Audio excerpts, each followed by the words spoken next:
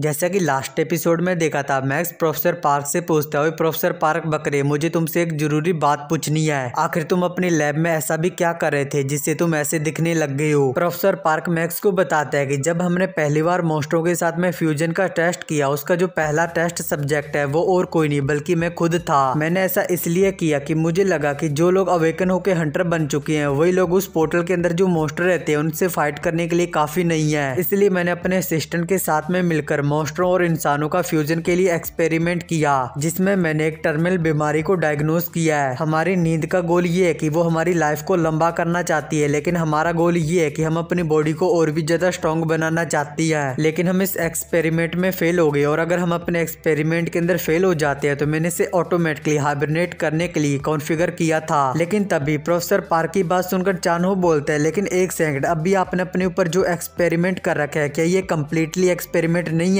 Professor park चानहो को बताता है कि हाइबरनेट डिवाइस पर एक भारी शॉक लगने के कारण मेरी जो ओरिजिनल बॉडी है वो डिस्ट्रॉय हो गई, लेकिन मैं इस एक्सपेरिमेंट के अंदर कामयाब हो गया। ये सब कुछ सुनकर चानहो मैक्स से बोलता है, अगर ये जो फोर्स है ये हाइबरनेशन डिवाइस पर एक बहुत बड़े इन्फेक्ट को क्रिएट करने जितना स्ट्रॉन्ग है तो इसमें कामयाब हुआ जा सकता है ना। आगे से मैक्स पहले से काफी ज्यादा गुस्से में होता है क्योंकि उसने रोमन को टॉर्चर करके उससे कुछ इन्फॉर्मेशन निकाली थी। मैक्स अपने मुंह को दूसरी तरफ कर लेता है। मैक्स गुस्से से बोलता है, उस कमीने रोमन ने मुझे जिन हॉर्सेस के बारे में बताया था इस प्रोफेसर बकरी को भी नहीं पता है उनकी लोकेशन कहाँ पर है। ये सुनकर हानियुल काफी ज्यादा कंफ्यूज होता है। वो अपने मन में बोलता आखिर ये हॉर्सेस क्या है। चानहो मैक्स से पूछता आखिर ये कमीने हॉर्सेस कौन है। मैक्स उनसे बोलता है, मुझे नहीं पता कि ये लोग कौन है, लेकिन मुझे रोमन को टॉर्चर करके पता चला है कि ये लोग लोगों को सेक्रीफाइस करके मॉन्स्टरों की जो पोर्टल होती है उनको ओपन करती हैं। ये सुनकर चानहो काफी ज्यादा हैरान हो जाता है। चानहो हैरानी से बोलते हैं, क्या वो लोग मॉन्स्टरों की पोर्टल को ओपन कर रहे हैं, आखिर ऐसे कैसे हो सकता है। और फिर हम कुछ टाइम पहले का सीन देखते हैं जहाँ पर मैक्स ने रोमन को पकड़ लिया था। रोमन की एक जगह पर आंखें बंद होती हैं और तभी उसकी आंखें खुल जाती हैं। रोमन देखते हैं कि वो एक जगह पर बंधा हुआ है। रोमन अपने मन में बोलता आखिर ये कमीना मैक्स मेरे साथ क्या करने का प्लान बना रहा है। रोमन जोर से चिल्ला के बोलते हैं, कमीने मैक्स जल्दी से मुझे मार दो। और तभी वहाँ पर एक मॉन्स्टर की लुक में मैक्स भी आ जाता है। मैक्स के हाथ में दो बड़े बड़े स्पाइक होते हैं। उन स्पाइक्स को देखकर रोमन की फटके चार हो जाती है। मैक्स रोमन को एक बहुत ही खतरनाक लुक से देखता है जिससे कि रोमन और भी ज्यादा घबरा जाता है। रोमन चिल्ला के बोलता आखिर तुम हो कौन और तुम मेरे साथ क्या करना चाहती हो। मैक्स रोमन से बोलता है, तुम्हारी ये जो सोल है इसके ऊपर तुम्हारी जो मोटी चमड़ी है, मैंने स्पाइक से उस चमड़ी को उतार दूंगा। ये सुनकर रोमन की और भी ज्यादा फट जाती है। इसके बाद मैक्स ने रोमन के कहां कहां पर स्पाइक डाला होगा ये हमें नहीं दिखाया गया है, बस इतना पता है कि रोमन ने सब कुछ मैक्स को बता दिया होगा। और फिर हम एक अलग ही प्लेनेट पर होनस की मीटिंग पॉइंट का सीन देखते हैं जिनके बारे में रोमन ने मैक्स को बताया था।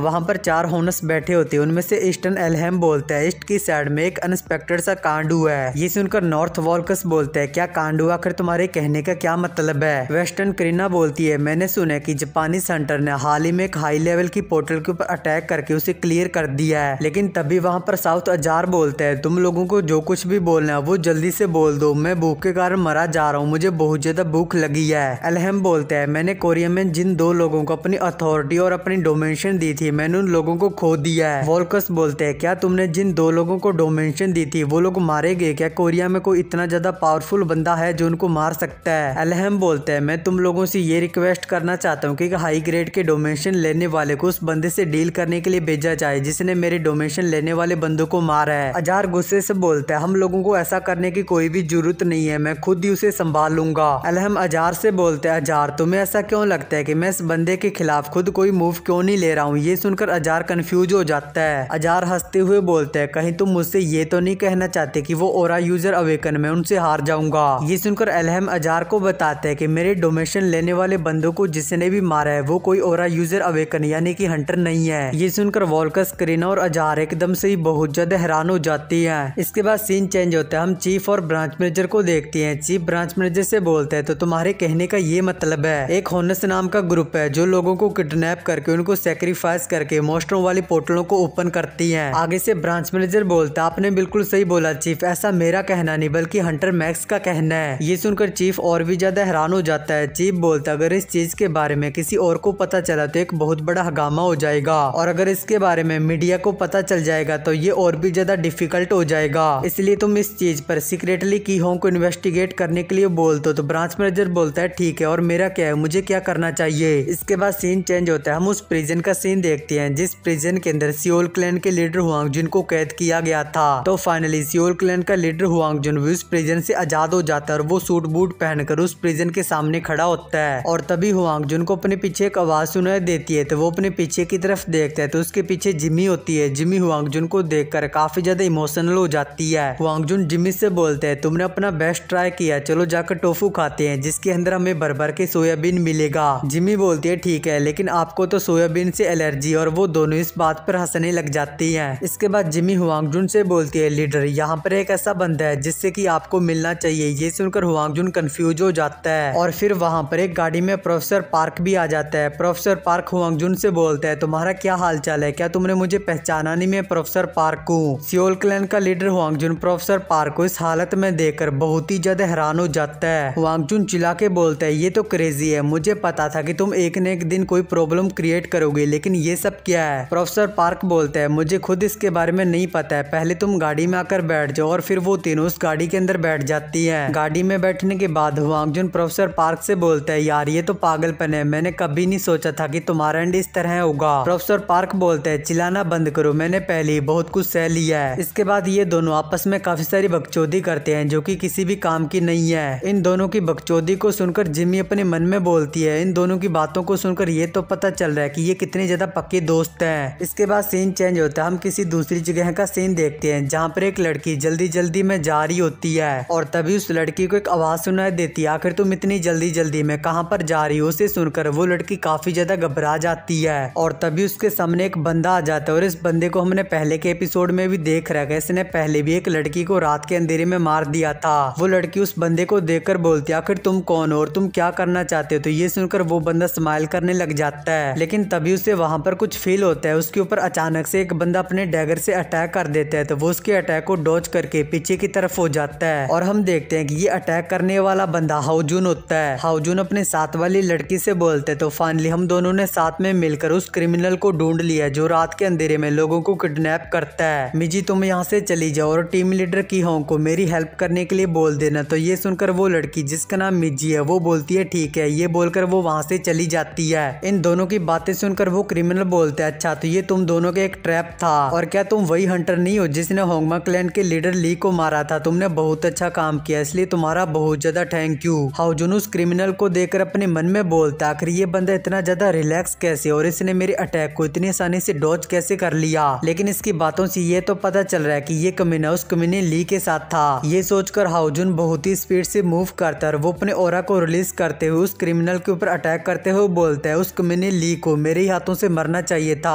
हाउजून जैसे उस क्रिमिनल के ऊपर अटैक करता है तो वो क्रिमिनल बहुत ही आसानी से उसके अटैक को डॉज कर लेता है। इसके बाद हाउजून काफी बार उस क्रिमिनल के ऊपर अटैक करता है, लेकिन वो क्रिमिनल बहुत ही आसानी से उसके हर अटैक को डॉज कर लेता है। वो क्रिमिनल स्माइल करते हुए बोलते हैं तुम्हारे पास जितनी स्किल है, स्किल का यूज करके तुम ली को नहीं मार सकते हो। हाउजून एक बार फिर से उस क्रिमिनल के ऊपर अटैक करते हुए बोलते हैं तो फिर क्या है, मैं तुम्हें मार दूंगा। हाउजून जैसे उस क्रिमिनल के गले के ऊपर अटैक करता है तो वो क्रिमिनल बहुत ही आसानी से अपने हाथ से उसके डैगर को रोक लेता है। ये देखकर हाउजून एकदम से ही बहुत ज्यादा हैरान हो जाता है। वो क्रिमिनल गुस्से से बोलते हैं तुम्हारा मुंह कुछ ज्यादा ही चल रहा है। ये बोलकर वो हाउजून की गर्दन के ऊपर अटैक करके बहुत ही स्पीड से उसके बगल से निकल जाता है। ये देखकर हाउजून बहुत ही ज्यादा हैरान होता है और तभी उसकी जो गर्दन होती है वो उसकी बॉडी से कटकर अलग हो जाती है और हाउजून वहीं पर मारा जाता है। हाउजून को मारने के बाद वो क्रिमिनल एक स्माइल करता है, लेकिन तभी वो हैरानी से बोलता है कि जैक ने मुझे कहा था कि मुझे इन एसोसिएशन के कमीनियों को नहीं मारना है। और फिर वो क्रिमिनल कुछ याद करके खुश हो जाता है। वो बोलता है मैं तो इसके बारे में भूल ही गया था, लैब के अंदर हमने जिस बंदे को खोया वो और कोई नहीं बल्कि जैक ही था, लेकिन मुझे ठीक से उसका नाम याद नहीं है, उसका नाम जैक था या फिर रोमन, लेकिन जो भी हो ये सब कुछ मेरे लिए ठीक है। ये बोलने के बाद वो क्रिमिनल वहाँ से पीछे की तरफ जाते हुए बोलता आखिर वो कमीनी लड़की कहाँ पर चली गई है। इसके बाद ये वाला एपिसोड होता है यहाँ पर एंड।